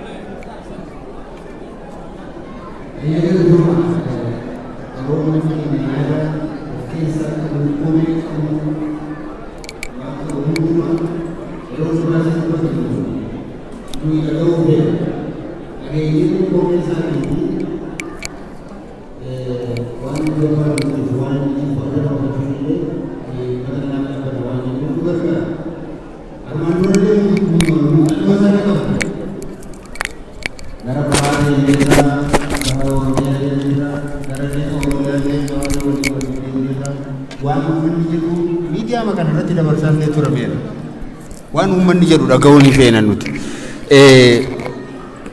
waan baay'ee amma qabsoo yoo fudhannee fi nuti duraan dursa waan isin nu beekuu qabdan tokkotu jira. Koongireesiin Federaalawaa Oromoo jalqabuma jalqabee gaafa ijaaramuuti jalqabee mala qabsoo isaatii lafa kaa'ateera. Dhiiroo kana nu dhagaa mala qabsoo isaatii lafa kaa'ateera. Kana jechuun nuyi malli qabsoo biraa hin deemsisu jennee hin beennu har'as hin jennu. Gara biraan hin deemsisu hin jennu nuti. Nuti garuu kan keenya isa kanaa jennee lafa kaa'anneerra. Waan haaraa amma uumnes miti kun. Armaan duras waltajjii kana irrattis dubbanneerra waltajjiiota biroo birattis dubbachaatuma turreerra. Nuti mootummaa jala qeequu mootummaa irratti uummata kakaasuu osoo meeshaa itti hin dhukaasin garuu mala jiran hundumaatti fayyadamanii mootummaa irratti dhiibbaa gochuu ni danda'ama jennee amanna. Kana har'a jalqabne miti yoo dhugaa dubbanneef jechuudha. Kanaatiif akka haaraatti otoo nu gaafachuu baatanii gaariidha. Garuu ka biraa immoo ka keenya qofatu sirriidha jennee jala dhaabbannees hin beeknu. Nabi Oromoof falmu karaa barbaade hundumaa haa falmuuf. Karaa lolachuun irra jiru hundumaa haa lolu. Isinis warra as jirtan nuun qofa nu gargaaraa isiniin hin jennu nuti. Nu qofa nu deggeraas hin jennu nuti. Ka deggeruu barbaadan deggera. Maallaqaanis deggera, qaamaanis deggera, mooraaliinis deggera, dippiloomaasiidhaanis deggera, waan barbaachisu hundumaatiin bira dhaabbadha. Yoo kan keenya hin deemsisa haga tokko hin deemsisa hojjettan yoo nu deggertan hin barbaanne. Hin deemsisu hojjettanis gaariidha nuuf. Nuti oopshinii dhuma isiniif dhiyeessaa jirra. Kanaaf uummata keenyaatii fi waan haaraa miti waan nuyi har'a dubbachaa jirru jechuudha. Isee kana duwwaa akkasiin nuu beektan barbaanna. Waraana bilisummaa Oromoo qawween hin barbaachisu kana hin barbaachisus hin jenne nuti. Isa waggaa duraanii sana yoo dubbanne yoo taate immoo adda bilisummaa Oromoo fi mootummaan walii galanii haasawaarra turaniiru. Waggaa 4 dura isa ture yoo dubbanneef jechuudha. Waliin haasawanii waraanni bilisummaa Oromoo nagaadhaan uummatatti makatee poolisiitti makatee waraana raayyaa ittisaatti makatee inni qotuu barbaadu qonnaatti deebi'ee inni daldaluu barbaadu waan ittiin bizinesii jalqabu kennamee fi gara jireenya nagaatti ni deebi'aa ka jedhu isaan turratti walii gale nu miti dhaabbilee turratti walii gale utuma kana irratti walii galanii haasawaa jiranii garuu lolli immoo deemsifamaa ture biyya keessa gaafa lolli deemsifamu maal fakkaata jennee gara Wallaggaa deemne waliin waan uummanni jedhu dhageenye uummanni waan inni jedhu immoo tokko lamatu osoo hin dhoksini finneetu adda bilisummaa Oromoos bakka jirutti mootummaanis bakka jirutti dhiyeessine gaafa dhiyeessinu ammas deebi'anii irratti walii galanii koree tokko hundeessanii koreen sun immoo uummati bakka jirutti laayivii bakka darbaa jirutti maqaan keenya tokko lama jedhame abalu hin ta'u jedhame kufaa maal jecha eeruun kenname achi keessatti maqaan keenya eerame eega isaa walii galanii booda nuti waliin amannu garuu qaamni nu gidduu taa'ee qaamni amanamu tokko koree nuuf dhaabbatu jennaan koree sana keessatti nu sundoofne achi keessatti hojjenne akka sanitti nama galuu barbaadu galchine nama galuu hin barbaanne dhiifne akka walii galtee isaaniitti warra fidne sana immoo hordofne maalirra akka isaan ga'an maal hojjechaa akka isaan jiran hordofuudhaaf gujennu mootummaan nu dhorge kana nu dhorguusaa immoo uummatatti beeksifne nuti silas walii galtee isaanii hojiirra oolchuudhaaf ture maaliif gaafa sana Abiy waa inni ta'u hin beeknu lammaan gara inni itti adeemaa jiru hin beeknu nuti isaantu walii gale walii galtee isaanii kana immoo nuyi koree bilisa ta'e niwutiraal ta'e tokko nuufa uumamu malee walii keenya amannu waan isaan jedhaniif achi keessatti gargaaruudhaaf itti seenne Oromoon maaliif walajjeessaa isa jedhu nuyi quuqamuma Oromummaadhaaf qabnuudhaaf garraamummaadhaan yookaan innocently waan sana resolve gochuudhaaf yookaan rakkoo sana hiikuudhaaf gidduu seenne akkaataan itti seenames immoo akkuma nama isinitti meedhe baay'een keessan quba qabdu waltajjii akka kanaatti deemaa ture irratti maqaan keenya kan eeramee akka carraa keessa gallee jechuudha. Kanaaf waan isa booddee ta'e hundumaa immoo gabaasneerra dhannee ilaaluufis yaalleerra biiroo PMs deemnee wanti kun sirrii miti jenneerra miidiyaattis beeksifneerra uummatattis beeksifneerra mootummaan nu ganeera waan jedhe sana hojiirra oolchuu dideera kanaatiif ijoolleen sun baay'een isaanii deebi'anii bosonattis deebi'aniiru kan rakkoon adda addaa irra ga'ellee hedduutu jira kan ammoo yeroo beeksisuun irra turetti beeksiseera gaafa sana dhuguma nagaa buusa jennee yaanneerra nuti nagaa buusa jenneerra maaliif kan walajjeessaa jiru Oromoodhuma ture kan nagaa dhabu immoo Oromoodhuma ture uummatarraa immoo yaada fudhanne immoo dhiyeessineerra haala kanaatiin ture gaafa sana iyyuu garuu wanti beekuun isinirra jiru Oromoon dhuunfaadhaan qawwee hin qabatu kan jedhu hin turre akkuma Karrayyuu hin qabatu yookaan akkuma Affaar qabatu akkuma Somaaleen meeshaa qabatu dhuunfaadhaan qawwee isaa qabatee bitatee kaawwatee mana isaa gaafa rakkoon jiru qawwee isaatiin yoo naannoo isaatii fi maatii isaa yoo tikfate kun dhowwaadha jennee yookaanis immoo warra akkanaa akka isaan meeshaa isaanii lafa kaa'anuuf namni gaafate hin jiru waliigaltee sana keessas hin jiru. In fact wanta nuyi gochaa turre push gochaa turre haga tokko qawwee dhuunfaadhaan Oromoon haa qabatu atis mana keetti bitadhu kaadhu innusinis mana isaatti bitatee haa kaawwatu gaafa rakkoon jiru ollaadhaan wal waamtee gurmuudhaan wal waamteetu maatii keerraa gosa keerraa saba keerraa naannoo keerraa diina roorroo ittiin ofirraa ittista kan jedhu ture garuu biyya tokko keessatti immoo akka kanatti ani waraana abaluuti jedhanii socho'uun sirrii miti jedhanii adda bilisummaa Oromoo fi mootummaan waan walii galaniif walii galtee sana hojiirra oolchuudhaaf bobbaane akka Oromootti rakkoo Oromoo hiikaa jennee yaanne nuyi gaafa sana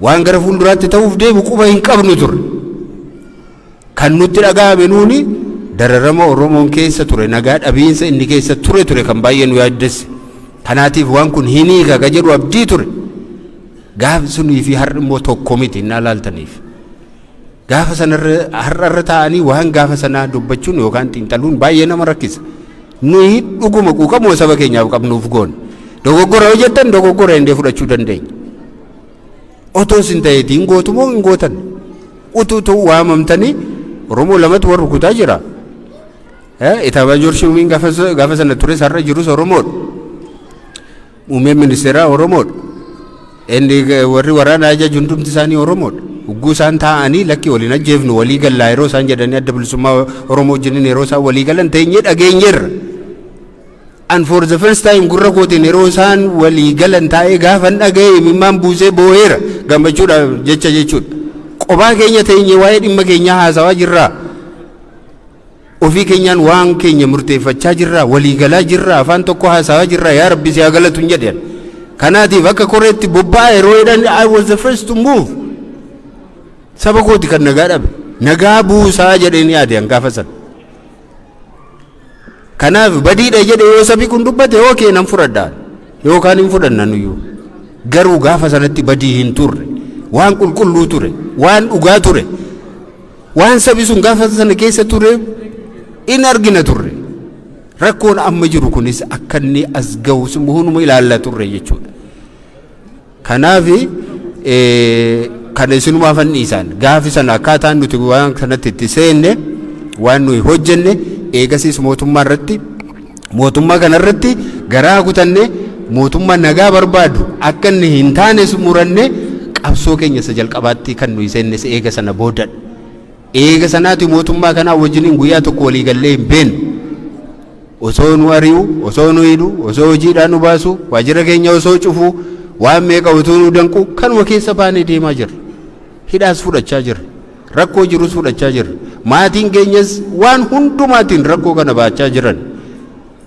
hidhamuu qofa miti maatiin keenya maal akka keessa jiran quba qabdu ammasin waan rakkoo waan maallaqaa waan maaliin isin gaafachuudhaaf miti psychologically rakkoo isaan keessa jiran beektu waan maatiin keenya keessa jiru trauma isaan keessa darban beektu hojiin hojjenne nuti umrii keenya guutuu hojiin hojjenne isa baranneen hin hojjenne mana hidhaa dhaqaa baay'een keessa nama waggaa 30 meeqa gaafa Jawaar gaafa mana hidhaa dhaquu gaafa jalqabu Jawaar mucaa waggaa 6ti umrii isa gaafa tilmaamu umrii waggaa 6 yookaan 7 gaafa hidhamuu gaafa jalqabu jechuudha eega gaafa sanaati kanuma keessa deemaa jirra kanumatti gatii kaffalaa jirra hamma dandeenyu saba keenyaaf waa gumaachina jennee dadhabaa jirra habaasuu haadhiisuu hin beennu garuu qulqullummaadhaan hojjechaa jirra waan hojjechaa jirru jechuudha gaafa sanas qulqullummaadhaan goone yoo nutti murteessitanii waan barbaadan godhaa jechuu dandeessu nu komachuu dandeessu gadi baaftanii gaatiraatti nu fannisuu dandeessu barbaadan ani garuu kanuma jechuu barbaada የትግራይን አስመልክቶ አንድ ወንድሜ የትግራይ ጄኖሳይድ ለምን አልተናገራችሁም ወይም ከትግራይ ጋር ተያይዞ የእናንተ አቋም ምንድነው ትግራይ ምርጫ ሲያካሂድ ሌላው ደግሞ የድሮውን ይሄ ዩኒታሪስት የሆነውን ዊንግ የሚደግፍ ማለት ነው ስለዚህ የትግራይ ኃይሎችን እንደ ኦሮሚያ ኃይሎች እንደ ሶማሊያ ኃይሎች እንደ አፋር ኃይሎች እንደ ተበደሉ ህዝቦች ኃይል አጋር አድርገን ነው የምንቆጥረው ስለዚህ የትናንትናውን ሁሉ ረስተን ዛሬ የትግራይን ህዝብና ፓርቲዎችም ድጋፍ እየደገፍን ነው ያለነው ህዝባችን በያለበት ትናንት የተደረገበትን ነገር ሁሉ ረስቶና ወደ ጎን ትቶ ዛሬ የትግራይ ሰዎችን እየተንከባከበና በሙሉ እየደገፈ ነው ያለው እውነት ለመናገር ከሆነ ምክንያቱም በአይዲዮሎጂ በአስተሳሰብ የምንገናኝ ህዝቦች ነን እኩልነትን የምንፈልግ ነን ኢትዮጵያ በምትባለው አገር ውስጥ እኩልነት የእያንዳንዳችን እንደ አቅማችን ተሳትፎ ኖሮን የሁላችን ባህል የሁላችን ቋንቋና የሁላችን ማንነት የሚታይበት አገር እንድትታይ ነው የምንፈልገው ስለዚህ ከትን በሚወጡበት ጊዜ ምርጫ የራሳቸውን ምርጫ በሚያደርጉበት ጊዜ ከደጋፊዎች ውስጥ እኛ ነበርን ለምሳሌ መብታቸው ነው ህገ መንግስታዊ መብት ነው ስንል ነበር ከዛ በኋላ በትግራይ ላይ የተፈጸመው ነገር ሁሉ ልክ አይደለም ብለን በመሟገት አንደኛ ደረጃ ይዘን ያለ ነው ትክክልም አይደለም ብለን ማለት ነው ግን ጄኖሳይድ ብላችሁ ለምን አልጠራቸውም የሚባለው ጄኖሳይድ የሚለውን ዴፊኒሽን ኳሊፋይ ለማድረግ ጥናት ይፈልጋል ከፍተኛ ጥናት ይፈልጋል ሩዋንዳ ላይ የተደረገውን እልቂትና ፍጅት ጄኖሳይድ ብሎ ለመሰየም ረጅም ጊዜ ነው የፈጀው ረጅም ጥናት ነው የወሰደው ስለዚህ ይሄም ተጠንቶ ይሄ በዚህ ደረጃ ነው ወይንም በጄኖሳይድ ደረጃ ነው ያለው የሚለው በጥናት እስኪጣራ ድረስ እኛ ከፍተኛ በደል በትግራይ ህዝብ ላይ የተፈጸመው መሆኑን አክኖሎጂ እናደርጋለን ያንን እንቀበላለን ያንን እንስማማለን እና ጄኖሳይድ ብለን ለመጥራት ግን የኛ ፋንታ አይደለም አትሊስት ይሄ የፕሮፌሽናሎች ወይንም ደግሞ ከጥናት በኋላ የሚሰጥ ስያሜ ነው ለማለት ነው አመሰግናለሁ Sinitti mee barkeeshni isaa sirrii guutuudha. Yeroo Awurooppaan irraa dubbistee dhaganii. Ka buleetii achi hafte waa'ee hogganoonni keessa hidhaa jiranii hidhamaa jiran jette gara gurgurarraa hedduu jedhamu. Hidhamuudhaaf, ajjeefamuudhaaf, tumamuudhaaf qophoilee qabsootu seera. Akka kaafaa'utti dhaadannoo dhagamu. Roorroo dhiittaa acuuncaa jalaa hin baqannu sodaannee dhugaa uummata keenyaa irraan deebisu. Tokko immoo bitafnee dhidhiibamnee immoo baqannu. Hin baqannus hin baqainus jechuudha. Kanaaf hogganoonni keenya hojii itti fufatu. Waajjira cufan jettaami kana hoggaa cufan kan biraa bannu dhuma. Yoo asii cufan kana bannu. Yoo waajjira hojaa cufan muka jalan nama keenya waliin qabne dubbifna malee. Yeroo amma duula deemaa ture yoo agartan galma hoggaa isaan isteediyoomii nu dhorkan. Handaara irratti dubbisaa ture. Fuudhaniiti ashawaa fa'aa itti naqan isteediyoomii. Nuti qabsoo jennee waan fudhannuuf dhiibbaa nurra kaa'amu hundumaa'u tooftaadhaan irra dafuudhaaf hojjetaa deejjirraa hojjennees itti jabaannaa jechuudha. Ka hayyoonni wal arrabsuu hogganoonni wal arrabsuu jettaniif nuti akka paartiitti kooduuf kondaakti qabna. Naamusa. Hayyuu tokkos hoggana tokkos dhaaba tokkos hin arrabsinus qeeqa si barbaachise keessaan deebisina. Yoo nu arrabsan immoo irraan kaa'annu. Qaamni keenya gogaan keenya gogaan achaati. Ni beektanii akka hamaatti fillaannu ittilleen aarru har'a walii galuu baannaan boru walii gala mara qoonni jiru. Amna qabsooti. Nuti garuu nuti iyyan nuti wacan nuti duulan jennee hojii keenya irraa sakandii takka duuba dhaabannu itti fufnaa jechuu kana beekamuudha. Isin garuu osoo akka keenya taatanii jaalanna. Osoo wal arrabsuu baattani. Osoo wal xiqqeessuu baattani. Falmii qabdan naamusaan osoo walii dhiyeessitanii gaariidha. Nu garuu akka beetanii dhukkee nurraa kaasaa kan hayyama qabdan homaa yaadina.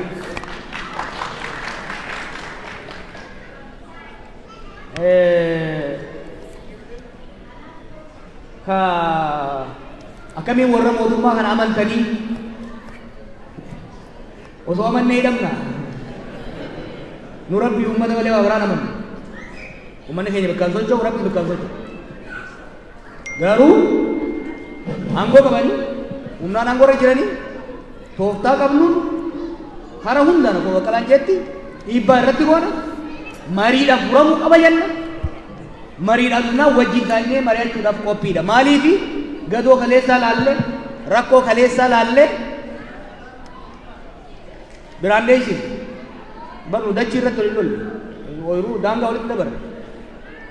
Akka ajaa'ibaa wal jalaa mudhan hin qabnu waan dhuunfaan qabnu wanni irra wal lolle siyaasa adeemsa irratti kaayyoo irratti kan hidhaniisis waan dhuunfaan ijaan irraa qabaniif miti. Gaafa nu gadhiisanii marii goona jaan mari'achuuf qophiidha. Yaada sana irratti dhugaa keenya kaayyoo keenya akeeka keenya lafa qabannee dhiyaanna. Mootummaa bilisummaatiitti sheeyitan wajjinis teenyee dhimma Oromoo dhugaa Oromoo falmuudhaaf qophiidha nu yeroo kamiyyuu kan namni beekuu qaba jechuudha.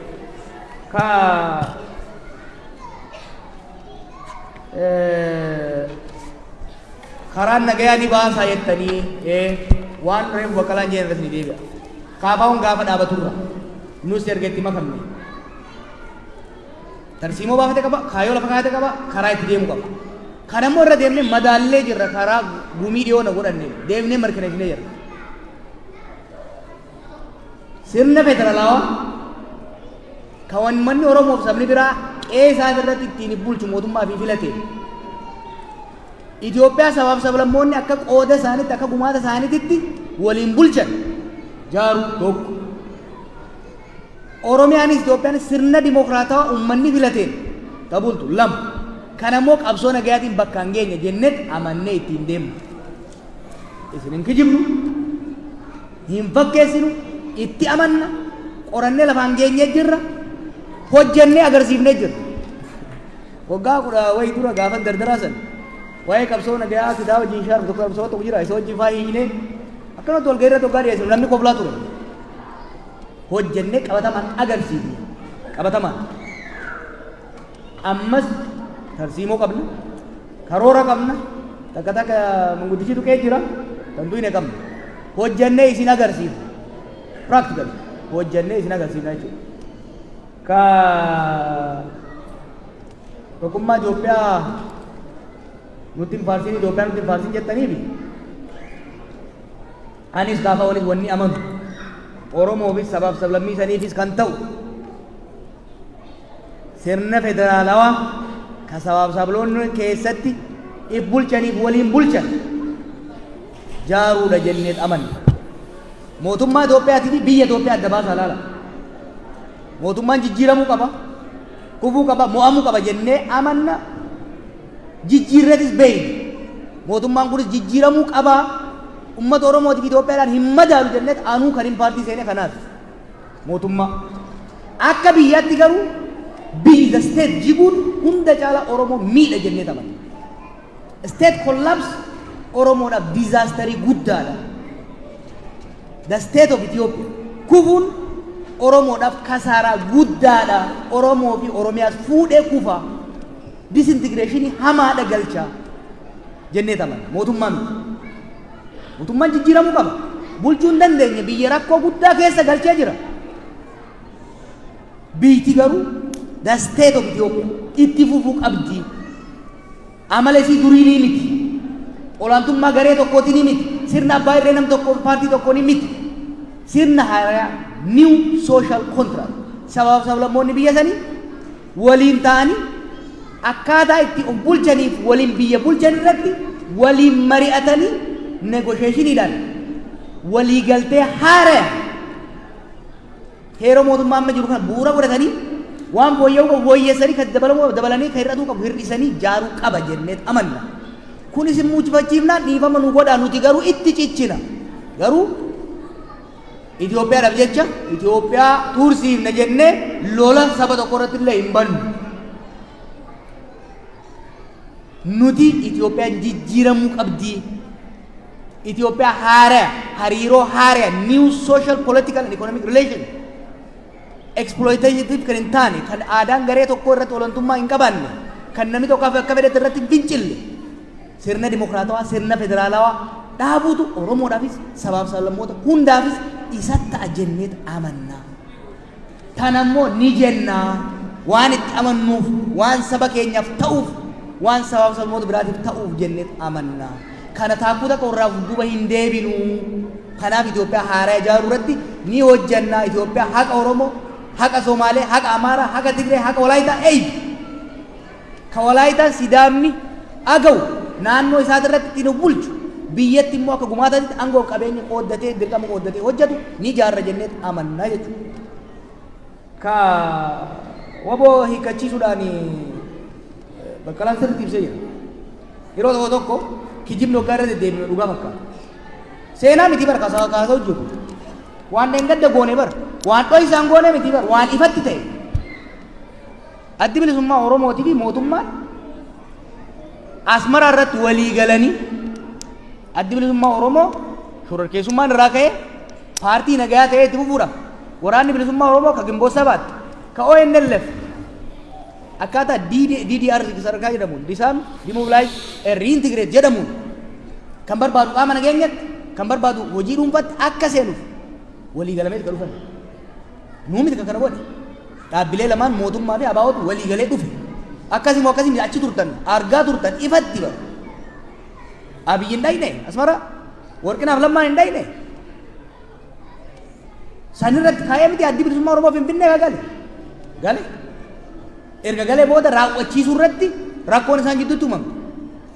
Rakkoo kanaan uummanni keenya keessattuu kan Wallaggaa rakkoo hamaa keessa seene. Warri har'a kuma nuqee kun bar rabbi sodaadha. Namni tokko achi gara galee ilaalaan ture nu gaafa nuti Wallagga dhaynu mootummaan hin jiru. Yeroo soo qabaman. Namicha kanatu hulaarra dhaqee bulchaa godina hulaatti dhaqee harka qabee fidee dubbisu ture. Complete anarchy ture. Namni keenya ni saamama ni ajjeefama. Kana hin dhaqinaa nu gaafa deemu. Eega dubbanna jettanii dubbanna. Hin dhaqinaa gaafa naaf inni kaanee deemnu. Hin dhaqinaa hin duutanii hin jedhu. Duutii biyya wajjin hirriba uummata keenya hin dhiifnu jennetti itti murree hanga asoosaatti deemnu. Uummata keenya hin dhaggeeffanne. Akkuma kanatti televizyinaan dabarsaa waliin mari'anne waan uummanni barbaadu. ummata qofaa miti miseensota waraana bilisummaa Oromoo ni dubbifne loltoota raayyaa ittisa biyyaatiin poolisii Oromiyaa ni dubbifne bulchitoota ni dubbifne manguddoota ni dubbifne qeesota ni dubbifne sheekota ni dubbifne dubbifnee hin dhiifne saba Oromoo qofaa miti asoosaa dhahinee sabaaf sablammoota dubbifne rakkoo amma matakkalitti ummata wal ficcisiiftu kana ummata bal'aa bakka pirezidaantiin naannichaa jirutti ummata sablammoota hunda walitti qabnee mari'achiifne waan agarre gabaasaan qopheessine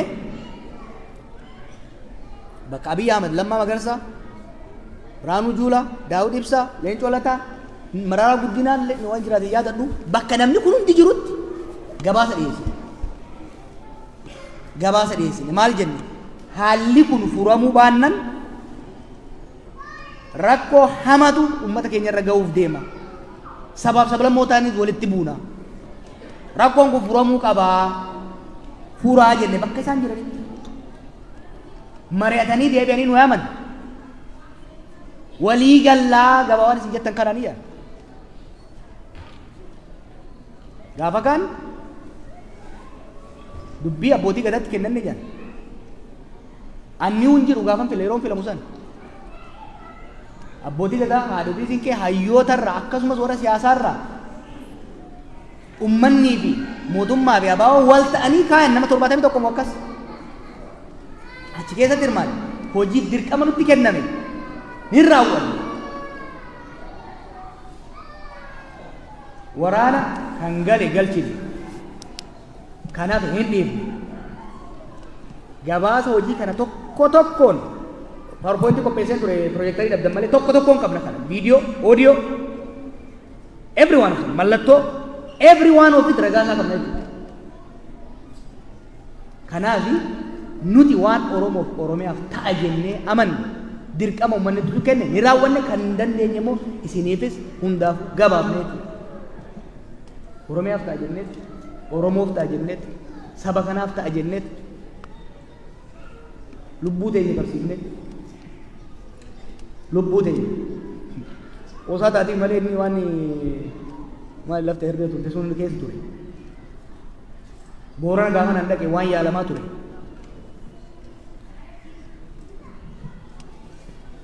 waa meeqa keessa dabarree we tried our best sagaleen akaafee diddee sagal akaafneeti ta'uu dinnaan qabsoo haareetti paartiitti makamneetti deemne jechuudha kanaaf rabbi ijaa waan hin fakkaanne badiin fudhanne waan hin balleessin garuu ofirraa itti himna jechuudha ka dhimmi walloo gaafii keessaa dhufe jiru dhimma Oromoota wallootiif dhimma Oromoota Oromiyaa bal'oo adda baasanii ilaaluun barbaachisaadha. They are at grave danger. Kanaaf sochii siyaasaa goonu keessatti akka Arsiitti goonu, Harargeetti goonu, Baaleetti goonu, Wallaggatti goonu, Wallotti sochoonu jechuun dogoggora guddaadha. Gatii guddaa nu kafalchiise yeroo darbe kana. Gatii guddaa. Painful gatii guddaa nu kafalchiise. Kanaaf wal hubachaa of eeggachaa deemuu barbaachisa. Kan waan jaalatan irratti. Ka booda waa'ee Tigraay. Ka Tigraay gaarii kan isaa guddaa Baqqala Badan Mansuudha.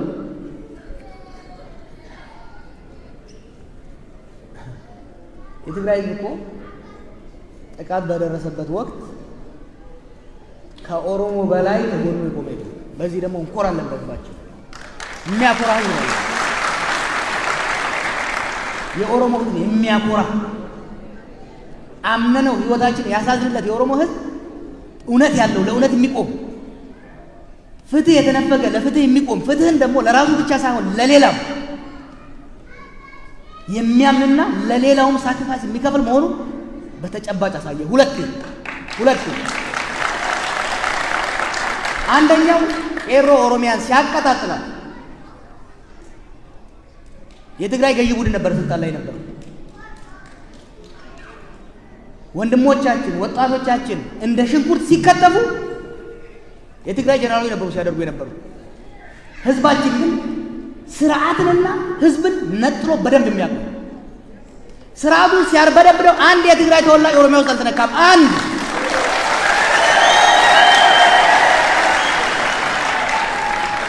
እንደ ኦሮሞ ተወላጅና እንደ መሪ ሁሌም የሚያኮራኝ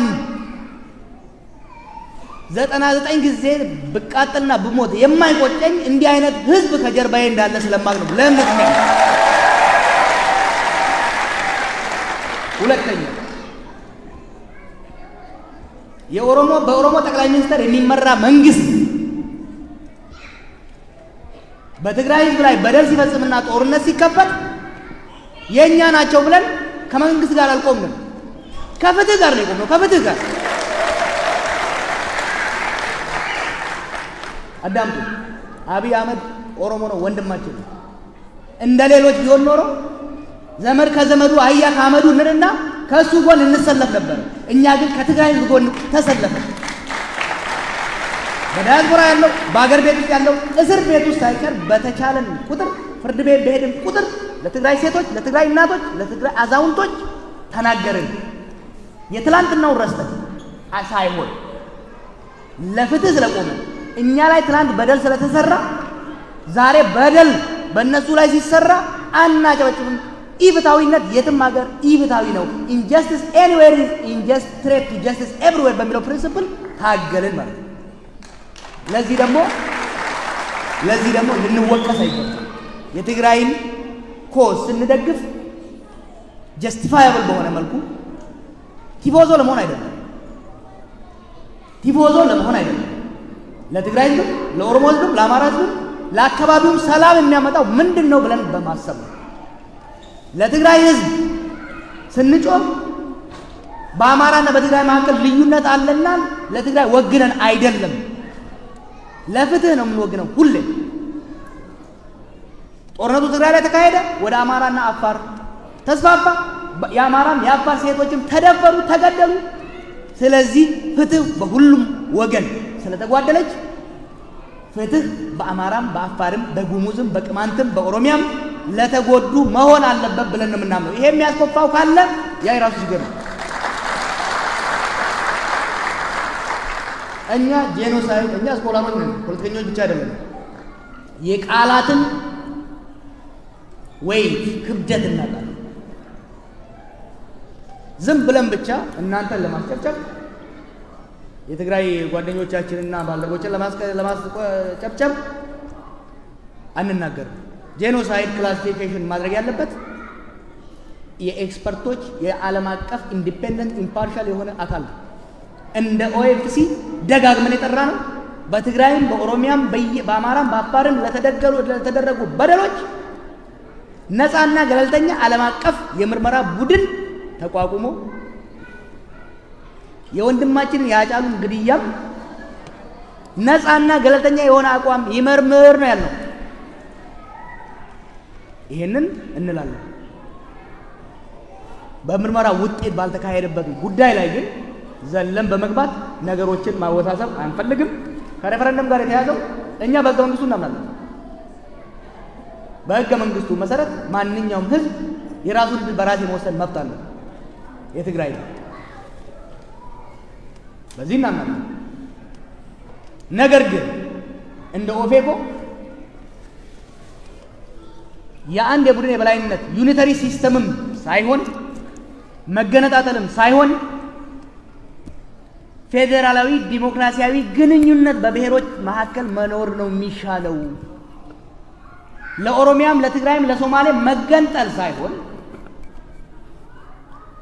በአዲስ መልኩ ተደራድረን ተነጋግረን የምንገነባት አዲስ ህብረ ብሔራዊ ግንኙነት ፌዴራላዊ ዲሞክራሲያዊ ስርዓት ነው የሚሻለን ብለን እናምናለን።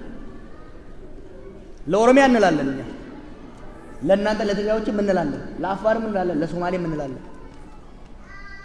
ምንም እንኳን ቁርሾ ቢኖረን፣ ምንም እንኳን ጠባሳ ቢኖረን፣ ከመነጣጠል ከመጨቋቆን ከመገዳደል መደራደር መነጋገር ይበጃል ብለን ነው የምናምነው። ይሄ ለሀገራችን ለህዝባችን ለሁሉም የተሻለው መንገድ ነው ብለን ድርጅታችን 25 ዓመት ሲታገልበት ነበር። እኛም በዛው አጽንተን የቀጠልንበት መሆኑን ነገር ግን ሶማሌ የራሱን ሀገር አይመስርት፣ ትግራይ የራሱን ሀገር አይመስርት፣ ስለዚህ እንጨፍጭፈው የሚለውን ደግሞ አንደግፍም። እንደያደር ነው የምንለው። ከናፍ ኦሮሞ እዱ ገለቶማ መሪኒ ጎና ወሊና አሶይና አሲት እንዳብኑ መጋላ ሄዱ የከነ ኬስ ደምና ወረ እንደንደኛ ትረክ ኬስ ያበዳቲ መጋላ ለቶ ለገራ በቀለን ያት ተሙት ያደበኑ ከርማን ፊት ተከማኪያ አለ ጋፊ ስለ ቦሌቲን ከኛ ቺካፍቴ ሚዲያ ረቶልን ረብስና ማሎ ማሎ ጀዱ ተኮ ጃዋር ስሪት ደብሴ ገሩ ዋቶ ኮንጀ ቤሱ በርባድ ያዳ አደዳ ፍለቹን ሰቢ ተኮ በሩ ቀባ ይሮንዱማ ዳይቨርሲቲ በሩ ቀባ ካንገር ተኮ ዱዋ ፍለቹ ገር ተኮ ዱዋ ወሊን ደሙ አኒፍ ጃዋር ዋን ረት ወሊ ገሉ ቀብና ዋን ረት ወሊ ገለለ ቀብ ገሩ ወጅንጅራን ወሊ ሩኩኑ ወሊ ናጀብኑ ማል ወሊ ጎኑ ፍሪሚቲ ወሊ ጀና ኢሳከን ረት ወሊ ገሉ ሰካንት ገሩ ወሊ ገለነ ወሊ ነደም አማ ወሪ ሶሻል ሚዲያ ራቲ ዱለን ጅሩ ሚቲ ኢሳኒ ጅበከኛፍ ሚቲ ዋት ኮን ስንትማ ጀለ ሙሬን ስንትማ ጅበከኛፍ ሚቲ አከሳም በርባደንቲ ሰፍሰሳም በርባደን እንደሙ ደደብነ ኮሜኑ ራቀም ኤዘ ጅርቱ ማል ጀቻ ጅርቱ አብዲን ከኛ ወከና ዝምቦ ማልን ዝሚለ ለፈረር ክፍተኒ ባይኒ ሲፈጭ ጀተኒ ዮኑ ጀደን ዮኑ ቀቀን ማረኮንሳ ሐቂቀን ሙሐረብሰን ዋን በርባደን ጀደን አኮ ወኒ ስለጀ ደሞ ኑይሞ አከ ፓርቲትሞ ናሙሰ ቀምና አከ በርባነት ደምኔ ነመ tokko tokko ፊስ ደቢ ከኑ እንደንደኙ አብሌ ፍለ አከ በርባነት ደቢ ከኑ በርባድ እንደ ጎ ከናፊ ኢሳኒ ሚለ አከ ዋን ኢሳን ፋላ ከኝ ወጋን ጅብ ከኝ ወጋን ኢናፋ ከኝት ደመኒቱ ፍለትና ፕሊዝ አከ ከነትን ፍለትና ማሊፍ ጃላለ ሰበሳኒፍ ቀበኒፍ